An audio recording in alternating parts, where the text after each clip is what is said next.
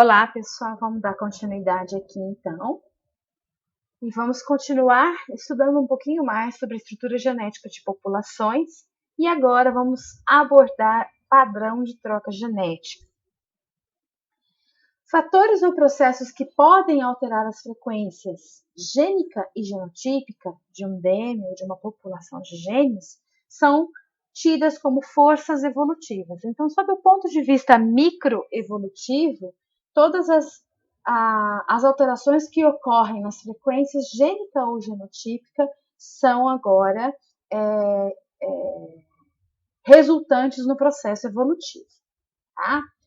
E os padrões de troca promovem evolução, e se promovem evolução, elas promovem também desvios do equilíbrio de Hardy-Weinberg. Seriam eles o acasalamento preferencial, mutação e recombinação, deriva genética e fluxo gênico. Agora eu vou dar uma ênfase maior para vocês na deriva genética e no fluxo gênico. Bem, deriva genética é quando eu tenho um determinado erro de amostragem em favorecimento de um gene ou de outro. E isso só acontece quando as populações são pequenas. Então, se a gente for considerar as frequências genotípicas de uma dada população inicial e a frequência gênica de uma dada população inicial, conforme listado nessas duas amostragens aqui, se eu for considerar as gênicas, eu tenho 50% de possibilidade de passar ou de contribuir para as próximas gerações do gene azão e 50% do gene azinho. Quando todos os genótipos de um loco produzem o mesmo número de descendentes, aí a gente está diante do equilíbrio de Hardy-Weinberg, né? P quadrado gera azão-azão, 2pq para azão-azinho e q quadrado para azinho-azinho. Porém, e o valor adaptativo é sempre o mesmo, não há seleção. E isso, sem seleção, a gente considera uma situação de neutralidade seletiva. Porém, pode acontecer momentos em que a amostragem dentro da minha população de genes, ela ocorre de maneira aleatória e ela ou diminui a frequência de um gene, aumentando a do outro, desviando daquela proporção inicial que era prevista. Se agora não for mais passado a mesma conta de 50% e 50%, por exemplo, se passar 40% de azão e 60% de azinho, ou 30% de azinho e 70% de azão, eu já estou numa porcentagem diferente daquela inicialmente prevista se a população estivesse em equilíbrio de Hardy-Weinberg.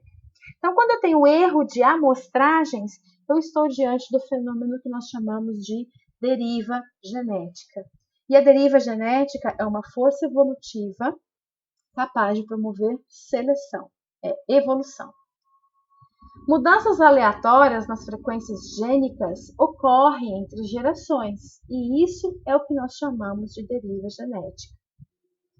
Ela ocorre quando essas mudanças amostrais alteram as frequências gênicas.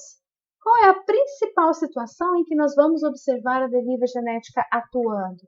Quando nós tivermos os erros dessas amostragens, exatamente por termos populações muito pequenas. Tá? Então, a força seletiva, ela é uma força seletiva muito importante e atuante em populações pequenas. Geralmente, a produção, a força da deriva genética, ela é geralmente inversamente proporcional ao número de população, tá? E ela não é direcional, ela pode acontecer tanto para um alelo recessivo quanto para o alelo dominante, tá? Não tem nenhum direcionamento nisso daí. E ela é acumulativa. E pelo fato de ser acumulativa é que nós podemos observar que com o passar das gerações se tem um maior acúmulo, né, do mesmo gene, e aí as frequências gênicas se tornam cada vez mais diferentes. Tá?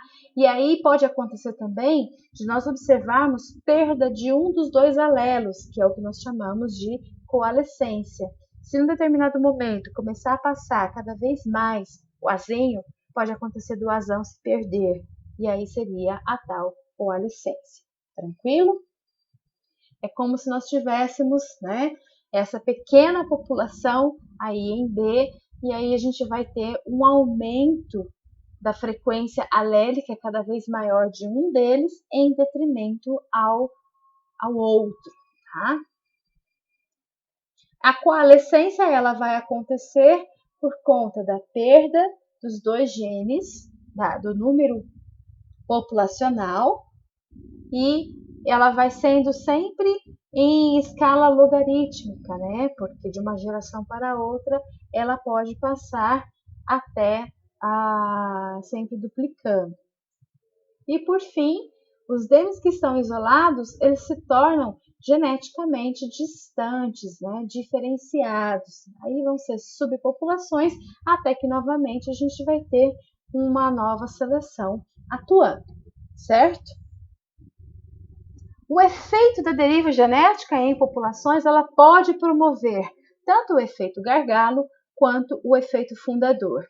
O efeito gargalo é quando uma grande população passou por uma ou mais gerações de tamanho reduzido no passado. E o efeito fundador é quando nós observamos uma grande população tendo sido fundada por um número pequeno de indivíduos. É geralmente o que acontece nas ilhas, né? Quando nós temos aí a migração de alguns indivíduos, tá? Então, alguns passam, sobrevivem e aí vão dar origem a novas populações. Esse seria uma ilustração para se referir ao efeito fundador. Fluxo gênico, como o nome diz, né? Nós temos aí a ideia de movimento. Então, fluxo gênico diz respeito ao movimento espacial dos genes. Quando que vai acontecer? Quando tiver a migração. Notem que nessa população destacada nesse círculo, eu só tenho genótipos heterozigotos e genótipos homozigotos recessivos. Se por alguma razão houver a migração do indivíduo azão para esta população e ele se adaptar, se ajustar às condições locais, ele pode acabar produzindo e se reproduzindo e se recombinando até a observação de genótipos que são azão. E aí, para as próximas populações, ele passa a contribuir de igual para igual, conforme o que tinha antes, né? Caso o azão tenha sucesso em seu estabelecimento e realizar os cruzamentos, ele irá transmitir esses genes para as próximas gerações. Então, se a seleção é fraca, o fluxo gênico ele acaba unificando rapidamente as frequências gênicas entre as populações, que são as populações separadas, tá? Então, um exemplo de fluxo gênico é exatamente a migração genética. Tudo bem? Então, só para lembrar, né? Quando nós temos trocas genéticas, seja deriva, seja fluxo gênico, ou seja ainda mutação e acasalamento preferencial, aí nós não teremos o equilíbrio de Hardy-Weinberg. Muito obrigada e até uma próxima oportunidade.